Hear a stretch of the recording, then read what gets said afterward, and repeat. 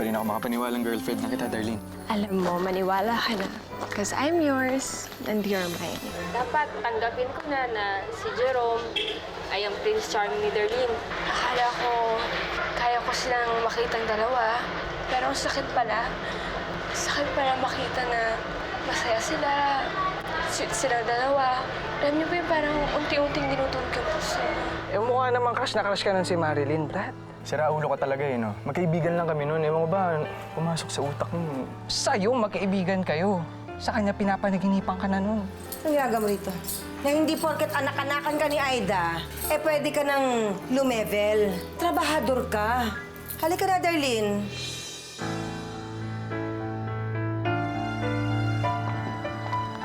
Nay! Ay, andiyan ka na pala, anak! O, alika, kumain ka muna. Pinagluto kita ng paborito mo, oh. Baka masarap nga, Nay, pero bukas na nakakainin pwede kasi kumain po kami sa labas ni Ma'am Giselle eh. Ay, hindi. Tikman mo muna. Sige na, habang mainit pa. Upo ka na. Oh. Sige po. Wait lang po. Hello? Ma'am Giselle? Opo, nakauwi na po ako. Maraming salamat po ulit. Sige po, bukas na lang po. Good night. Mukhang mahal yung telepono mo, ah. Kailan ka pa nagkaroon ng ganyan? Kanina lang po kasi binigay po ni Ma'am Giselle sa akin. Tapos, nabanggit din po niya na kung pwede daw po, siya daw po yung sasagot ng tuition fee ko sa susunod na pasukan. Hindi na. Huwag na. Kaya ko namang paaralin ka mag-isa. Tsaka nakakahiya sa boss mo. Baka sabihin nila, inaabuso ko yung kabwaitan nila. Hindi na. Huwag na yung mga ganyan-ganyan. Eh, nabanggit lang naman po eh. Hindi pa naman final yung mga plano. Saka wala naman pong masama kung i-consider po natin yung offer niya, di ba? Sige po, kain na po.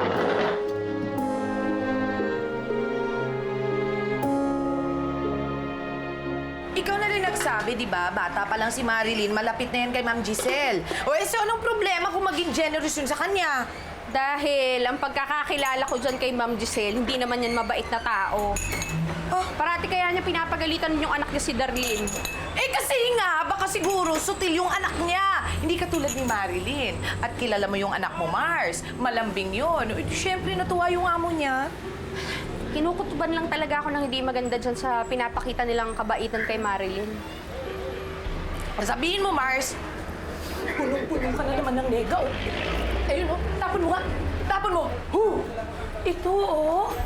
Hindi mo na ba naiisip na meron pa rin mga good Samaritan dito sa mundo? Ayaw mo ba yun? Hanggang college, sagot na yung tuition ni Marilyn? Alam mo, Mars, sa tinagal-tagal kong nabubuhay, sa pagkakaalam ko, walang binibigay sa'yo na libre na walang kapalit. Sos!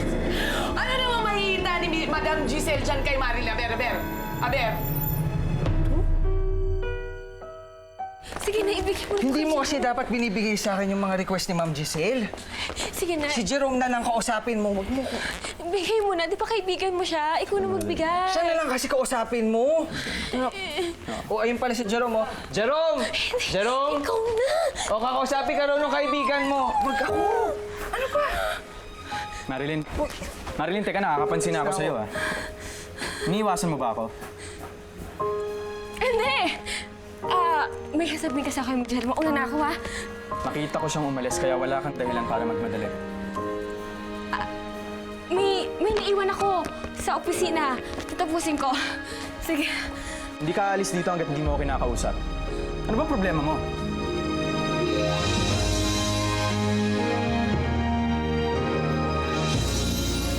Oh my God! Kayo na ni Jerome?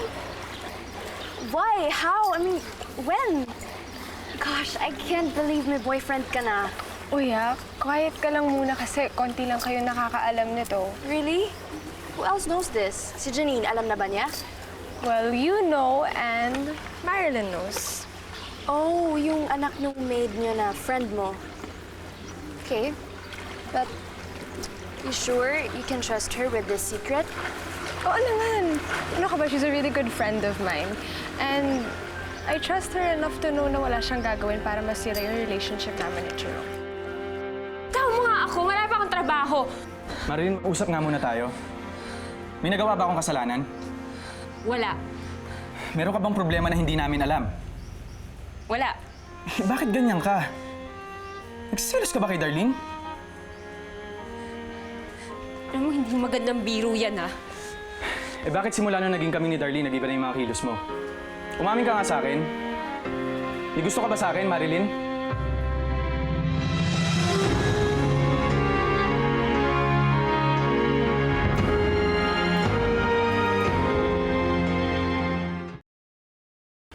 Siguro tama ako, no? May gusto ka nga talaga sa akin. Kapal din naman ang mukha mong isipin yan, ha? For your information, hindi kita type. Alam ko naman yan, Marilyn. Binibiro lang kita. Hindi nakakatawa. Ikaw naman kasi. Bigla-bigla ka na lang nagbabago ng mga kinikilos mo kung ano tuloy iniisip ko. Alam mo, Marilyn, kahit nung nalayo ka sa akin nun, palagi pa rin kitang inaalala. Kinakamusta ko kung anong lagay mo, kinakamusta ko kung nasan ka. Siyempre, best friend kita eh. At kahit pa siguro dumaan ng maraming panahon, hindi magbabago yung pagmamahal ko sa'yo bilang kaibigan. Naintindihan mo ba yon? Pasensya ka din kasi tambak lang kasi ako ng trabaho. Ayoko naman na mapahiya kay Ma'am Giselle. Eh, ang bait-bait niya sa akin. Naiintindihan kita.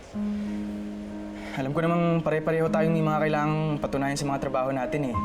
Pero minsan naman maparamdam ka, Marilyn. Kagaya nung dati.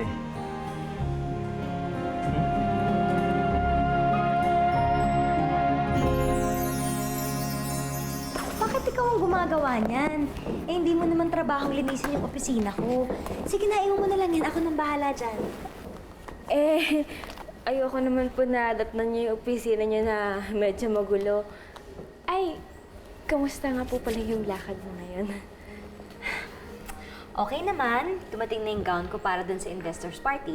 Ikaw, kamusta araw mo? Okay lang din naman po. Nakausap ko na rin po pala yung suppliers ng bulaklak. Tapos, binigyan po nila tayo ng malaking discount. At ito po. Ito po yung mga nag-confirm po yung final list po ng mga guest sa party. May kailangan po kayo? Alam mo, Marilyn, simula nang dumating ka dito, napagaan mo ang trabaho ko. Kaya masayang-masaya ka na nandito ka. May maswerte naman po ako na kayo po yung boss ko. Paano po? Mauna na po ako. Marilyn, gutom kasi ako eh. Hindi ako nakapag-dinner. Gusto ko sana kumain sa labas kasi parang sawa na ako dun sa pagkain sa restaurant eh. Gusto mo sumama? Okay lang ba yun sa'yo? Okay lang po. Gusto niyo po tawagin ko rin po si Darlene para sabay-sabay na po tayo. Nako, wag na. Makakaistorbo lang tayo. Alam mo naman yun si Darlene, pagkasama si Allison. Tayo na lang, ha? Sige po. Sabi nila yung steak nila. Jerome. Rare. Nandito ka lang pala. Kanina pa kita hinahanap. Kinausap ko lang si Marilyn. Oo, umiiwas pa rin ba siya sa'yo? Gusto mo ba kausapin ko siya? Hindi na. Okay na. Nagkakaintindihan na kami. Okay na lahat. Ito naman yun. No, usap lang naman. Hi, Darlene! Hi! Hello! Jerome, you remember Allison, my friend? Sinabi ko sa kanya yung tungkol sa atin. Hi, Jerome. Nice to see you again. And that chef uniform looks good on me. Salamat. Oh, can I order one candy steak salad and herb chicken parmesan? Oh, and get me a slice of caramel pecan pie. Thank you. Allison, you know he's not a waiter here. Kung gusto mo, magpapatawag ako para sa'yo. Hello, siya rin naman kaya yung magluluto, so sa kanya ko na nasasabihin para mas mapabilis. You don't mind, do you? Okay. Okay lang. Sige, excuse me, girls. I'll go back to the kitchen. Thank you. Excuse me.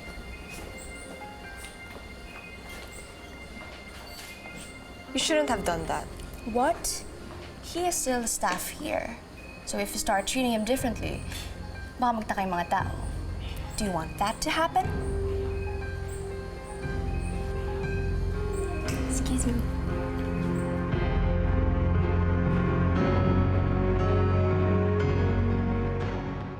Mars, baka nag-OT lang yun. Huwag kang masyadong praning. Uuwi din yun. Oo. Ayan na. Giselle, salamat po. Ingat po kayo. Nay! Ginabi ka na naman.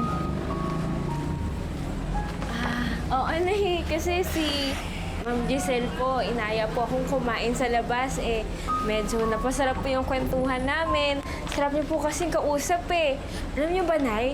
Honor student pala siya nung estudyante pa lang siya. Diba, ang galing? Ang ganda na niya, tapos ang talino pa niya. Pati ba alam mo ng buhay ng amo mo kasama sa trabaho mo?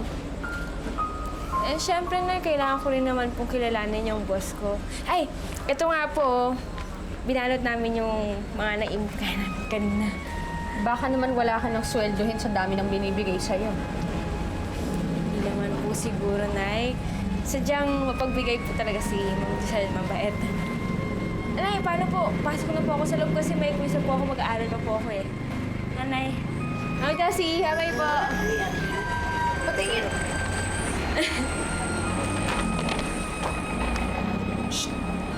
To, kanina lang alalang-alala sana. Nung nakita naman, sungit-sungitan, kaloka. Paano namang hindi ka maiinis? Wala nang bukang bibigyan si Marilyn kundi yung amo niya. Alam mo, nakakaramdam ako, selos yan Ayan o, selos. Ramdam ko.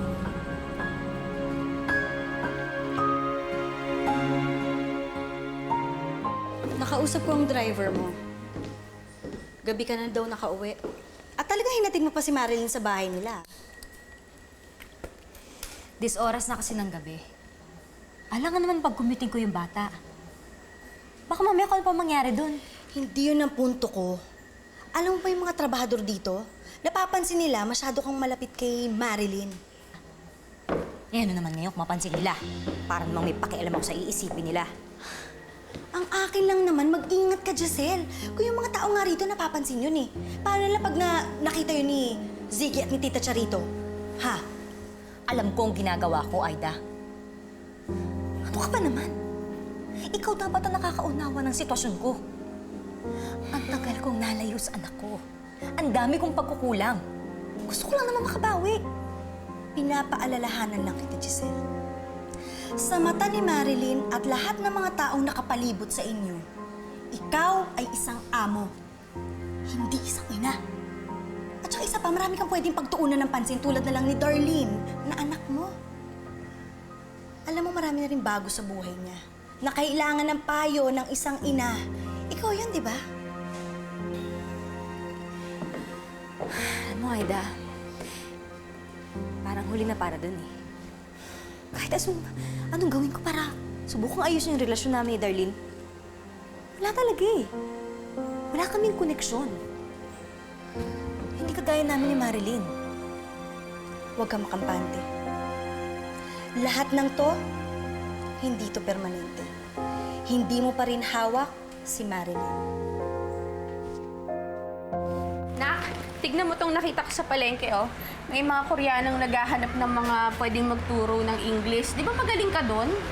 Nay, hindi ko na ito maisisingit sa oras ko sa trabaho. Kaya nga kinuha ko yan kasi part-time lang yan.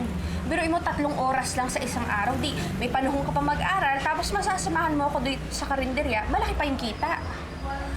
Ay, Nay, salamat na lang po, pero may trabaho na po ako sa resort. Di mag-resign ka. Nay, hindi naman pwede yun. Masaya ako sa trabaho ko, sa ginagawa ko. Tsaka madami ako natututunan na hindi ko natututunan sa school. Ano lang sasabihin ni Ma'am Giselle sa akin? Hindi ko na po siya pwedeng iwan basta-basta na lang, di ba? Sige na po, alis na po ako, Nay. Hindi ka aalis. Dito ka lang.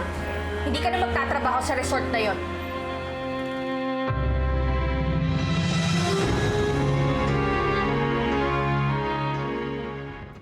Ano ba yung sinasabi niyo? Binabawi ko na yung sinabi ko. Hindi ka na pwede magtrabaho doon. Binabawi ko na yung desisyon kung pagtrabahuin ka sa mga Carbonel. Hindi ko maintindihan. Ano po ba ang problema niyo? Anong problema ko? Simula nang pumasok ka doon, gabi-gabi na lang. Late ka umuwi.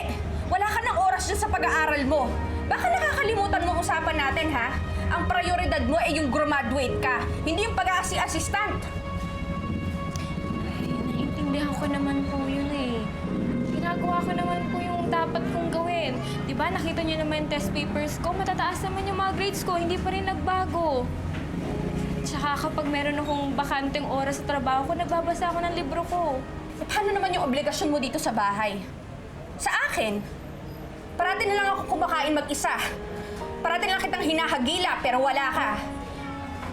Paggabi, pagdating mo, pagod ka na. Tapos sa umaga naman, parati kang nagmamadaling umalis. Yun lang pala na eh.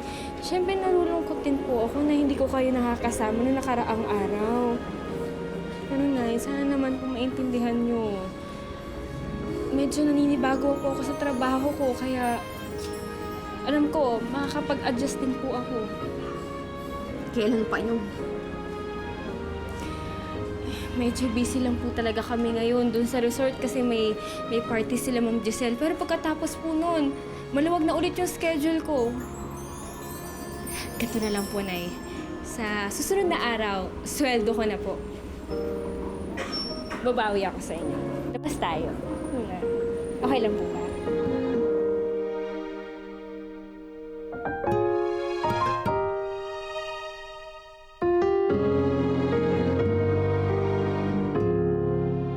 Nagkaayos na ba kayo ni Marilyn? Yung sabi niya. Pero ilang pa rin sa akin eh. Saka ayoko nang isasahin, baka makulitan lang yun. Hindi na. Ba't ba kasi ayaw maniwala sa akin? Kaya nga umiiwas sa'yo yung tao kasi crush ka. Kasi finrenzone mo. Alam mo, Noy, tigil-tigilan mo na yung pang-aasar sa amin ni Marilyn, ha? Magkaibigan lang kami nun. Tsaka imposible yun kasi wala namang gusto sa akin yun, eh. Ano ka ba? Posible. Sa gwapong mong yan? Jerome? Marilyn, Kanina pa kita hinahanap ah. Wala ka pang balak makipagkita sa akin. pasensya ka na, Darlene, kasi marami lang ginagawa sa kusina. Marami kaming prepare para sa party bukas eh. Pasensya na. Yun ba talaga yung rason? Baka umiiwas ka lang sa akin dahil sa sinabi ni Allison last time. Darlene, wala yan. Hindi naman ako magtatampo sa maliliit na bagay. Kilala mo ako, di ba? Alam mo, gano'n na naman talaga si Allison eh. Mahilig lang naman siya mag-joke. Alam ko naman na magkaiba tayo ng mundo eh. Tsaka alam ko rin na magiging mahirap para sa akin na pumasok sa buhay mo. Alam mo, kahit anong gawin natin, meron at merong makakapagsabi sa atin kung anong mali sa relasyon natin. Jerome, hindi naman importante sa akin yung mga opinion nila. Darlene, sa akin mahalaga yon. Ayokong isipin ng mga tao na ginagamit lang kita. Kaya nga pinagbubutihan ko yung trabaho ko dito eh. Gusto ko mapabilib ang mga tao sa paligid mo. Gusto ko makita nila kung ano yung nakita mo sa akin.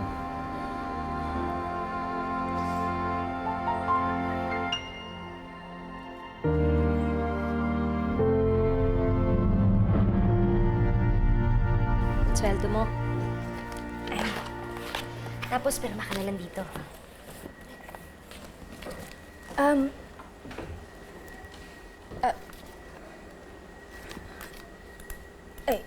Ma'am, hindi po ba masyadong malaki po yung sweldo ko? You deserve it. Alam mo ba, simula na naging assistant kita, gumaan ang trabaho ko dito. Ma'am, salamat po talaga dito. Malaking tulong po ito para sa amin ni Inay. Kung meron ka sanang kailangan, lalo na sa pang-tuition mo, sabihin mo sa akin. Gusto ko kasi sana na ako na magpaaral sa'yo eh. Naku, ma'am. Ayos lang po, wag na po. Sapat na po itong pang-tuition ko. Hindi, Marilyn. Itabi mo na yung pera na yan. Matalino kang bata. Alam kong hindi mapupunta sa wala ang gagastusin ko sa'yo, kaya gusto ko itang tulungan. Alam niyo, Ma'am Giselle, Hindi ko po alam kung ano pong nagawa ko para maging mabait kayo ng ganyan sa akin eh. Bata ka palang magaan na ang loob ko sa'yo. Kasi napakasipag at napakabait mong bata. Kaya hindi ako manghihinayang na tulungan ka. Alam niyo, Ma'am Giselle, kayo din naman po eh, ang bait niyo. Kaya ang swerte ni Darlene na kayo yung nanay niya.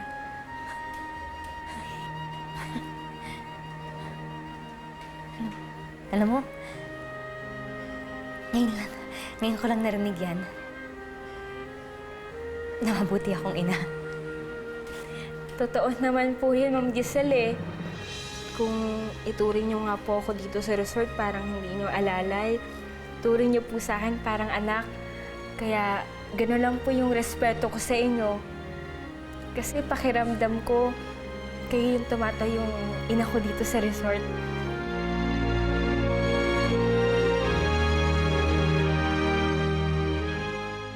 Kita mo na, Mars, niyaya ka lang ni Marilyn lumabas. O yun, bigla kang lumambot. Tapos bigla mo pa siyang pinayagan ulit magtrabaho sa resort. Alam mo naman, Mars, di ko talaga matitiis yung batang yon. Tsaka kung masaya naman talaga siya doon, pagbigyan na lang. Basta ang importante, nagkaintindihan na kami. Mababalanse lang niya dapat yung pagtatrabaho niya sa pag-aaral tsaka oras niya sa akin. Hindi kami magkakaproblema. Nabi ko naman sa'yo eh. Ikaw lang naman talaga itong silusan, Hindi naman sa ganun. Mabuti na yung nagkakaliwanagan kami. O di umupo ka na dyan at akong bahalang magpaganda sa'yo. O ba't Mars? Huwag ka masyado mag-expect, ha? Kasi beautician lang ako, hindi ako magician. Si Mars naman ka. Chos! O, sige Chos na. lang! Ito naman? Ayusin mo, Baka Naku, naman... ang ganda-ganda ng kulay mo ngayon, no? Ate Bianca, pwede yung pakidala to sa kwarto ni Ma'am Giselle. Ito yung susuotin niya. Ay, naku, marami akong ginagawa, no? Tsaka, di ba, ikaw naman ang personal assistant niya. Ikaw na magdala niyan. Ay, Ate Bianca, kasi bawal ako dun sa kwarto niya. Ay. Kayo na lang mag-akyat. Problema mo na yan.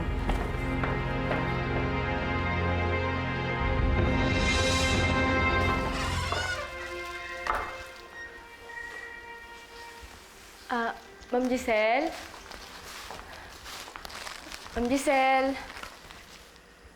Ay, panalubat to. Ma'am Giselle?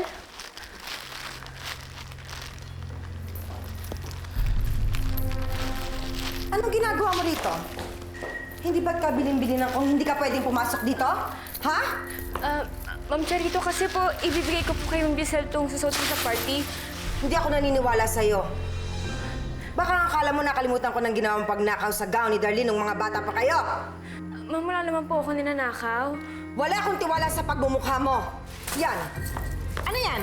Paano ka magkakaroon nito? Ang mahal-mahal ito. Ninakaw mo to! Ma'am, hindi po. Ma'am, Guard! Ma'am, hindi ko po ninanakaw yan. Anong hindi? Ma'am, paniwala po. Tumawag ka ng pulis. May magnanakaw dito. Hindi po. Kuya, hindi po. Bigyan yan. Sige. Ilabas yan. Ma'am, hindi po talaga. Hindi ko po ninakaw. At paano ka magkakaroon ng ganito, Abe? Lola! Lola, ano nangyayari dito? Pwede ba bitiwan niyo siya? Binigay po yan sa akin ni Ma'am Giselle. At bakit? Ha? Magnanakaw ang babaeng yan. Nagnakaw ng telepono. Hindi niya ninakaw yan.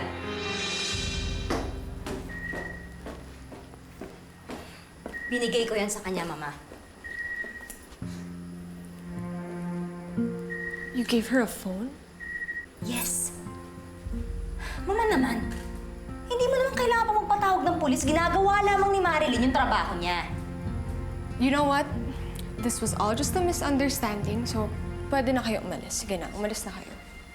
At bakit niyo ako tinitingnan? Gusto niyo mag-sorry ako sa pangit na yan? Hindi ko gagawin yon. Kahit kailan. Mama! Peste!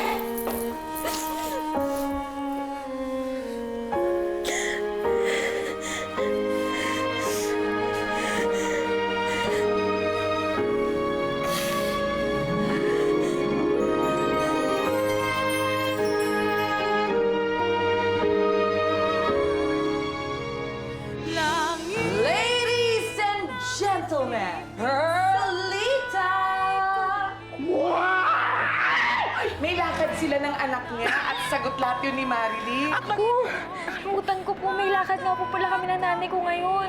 Libreng-libre ako para samahan ka mag-shopping. All you had to do was ask. Inaisip ako kung paano mo mawawala sa isip mo yung gap niyo ng mami mo. Di tayo mag-date. Buti sana kung payagan ako. Eh, hindi pa naman tayo legal. Isasama natin si Marilyn para kunyari group date. Naku, Mars, hindi kaya may nangyari ng masama sa batang yun? Lalo na yun si Madam. Pinag-iinitan pa naman nun si Marilyn. Marilyn! Anong ginagawa ng babae niya dito? Si Marilyn? Bakit